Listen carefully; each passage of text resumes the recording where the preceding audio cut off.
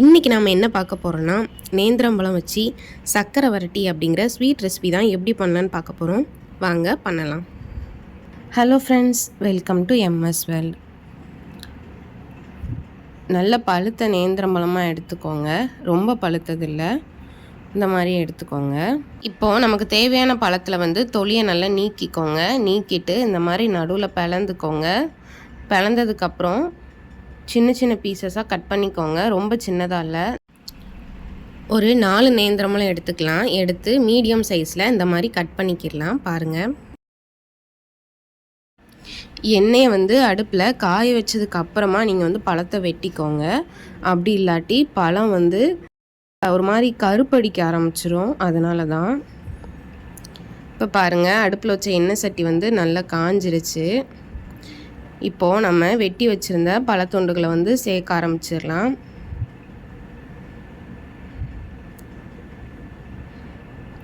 இப்போது சேர்த்துட்டு நல்லா கிளறிக்கோங்க. இப்போது இது ஒரு அரைப்பதம் வெந்ததுக்கப்புறம் எடுத்துடலாம். எடுத்துட்டு எண்ணெயை ஒரு 2 நிமிஷம் எக்ஸ்ட்ரா காய வச்சுட்டு அதுக்கப்புறம் அரைப்பதம் வெந்த பழத்தை மறுபடியும் நம்ம ஆட் பண்ண போகிறோம். இப்படி நம்ம பண்ணோன்னா நல்ல மொறு மொறுன்னு வெந்து வரும். அதனால தான் பாருங்கள், இப்போ ஒரு அரைப்பதம் வெந்துட்டு இப்போ எடுத்துடலாம். இப்போ அதே ரிட்டன் போட்டாச்சு. நல்லா கிளறிக்கோங்க. இது நல்ல மொறு மொறுன்னு இந்த ஸ்டேஜுக்கு வந்ததுக்கப்புறம் நம்ம வெளியே எடுத்துடலாம். பாருங்கள், இது நல்லா ஆறணும். அதுக்குள்ளே நம்ம ஜாகரி சிரப் ரெடி பண்ணிடலாம். வெள்ளை பாகில் ஆட் பண்ணுறதுக்காக ஒரு 10 ஏலக்காவையும் ஒரு மீடியம் சைஸ் சுக்கையும் எடுத்து நல்லா பவுட்ரு பண்ணிக்கலாம். வெள்ளைப்பாகு காய்ச்சறதுக்காக ஒரு 400 கிராம் வெல்லம் எடுத்து நல்லா இடித்து சேர்த்துக்கோங்க. சேர்த்துட்டு ஒரு டம்ளரில், மீடியம் சைஸ் டம்ளரில் ஒரு 3/4 டம்ளர் அளவுக்கு தண்ணி ஆட் பண்ணிக்கோங்க. ஆட் பண்ணிவிட்டு வெல்லம் நல்லா கரைஞ்சி வர அளவுக்கு வெயிட் பண்ணுங்கள். பாருங்கள், கரைஞ்சிட்டு இப்போ இந்த ஸ்டேஜில் இதை நம்ம வடிகட்டிடலாம். இதுக்கப்புறம் இது ஒரு கம்பி பதம் வர்ற அளவுக்கு நம்ம காய்க்கணும். ஒரு கம்பி பதம் வந்துருச்சுன்னா நம்மளால் வடிகட்ட முடியாது. அதுக்காக தான் இப்போவுமே வடிகட்டிடுறோம். பாருங்கள், வடிகட்டியாச்சு. இப்போ இதை மறுபடியும் அடுப்பில் வச்சிடலாம். பாருங்கள், இந்த அளவுக்கு நல்லா பொங்கி வருது.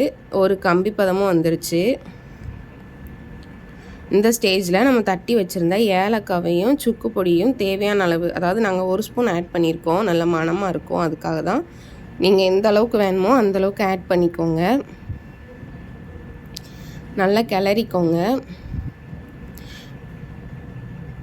இப்போது நம்ம வறுத்து வச்சுருந்த பழத்துண்டு நல்லா ஆறிட்டு இந்த ஸ்டேஜில் இதை உள்ளே ஆட் பண்ணிவிட்டு நல்லா கலந்துக்கோங்க. நம்ம கிளறும்போது அடுப்பு லோ ஃப்ளேமில் இருக்கணும்.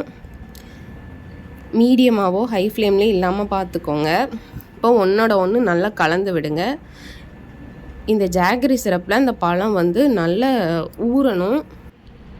இனிமேல் இதை கைவிடாமல் கலந்துக்கிட்டே இருக்கணும். அப்படி இல்லாட்டி கட்டி பிடிச்சிரும். பாருங்கள், நல்லா கலந்துருச்சு. இப்போது இந்த ஸ்டேஜில் 1 டேபிள் ஸ்பூன் அரிசி மாவு, அதாவது வறுத்த அரிசி மாவு ஆட் பண்ணிக்கிடலாம். ஆட் பண்ணிவிட்டு நல்லா கலந்துக்கோங்க. நம்ம அரிசி மாவு போடுறதுக்கு முன்னாடியே அடுப்பை ஆஃப் பண்ணிடுங்க. பாருங்கள், இப்போ அரிசி மாவு அதில் நல்லா கலந்துருச்சு. இப்போ நம்மளுடைய சர்க்கரை வரட்டி சுவையாக தயாராகிருச்சு. நீங்களும் இதே மாதிரி ட்ரை பண்ணி பாருங்கள். ட்ரை பண்ணி பார்த்துட்டு உங்களோட ஃபீட்பேக்கை எங்களோட மறக்காமல் ஷேர் பண்ணுங்கள். இந்த வீடியோ பிடிச்சிருந்தா கட்டாயம் லைக் பண்ணுங்கள், ஷேர் பண்ணுங்கள். நம்மளோட சேனலை சப்ஸ்கிரைப் பண்ணிக்கோங்க. தேங்க்யூ.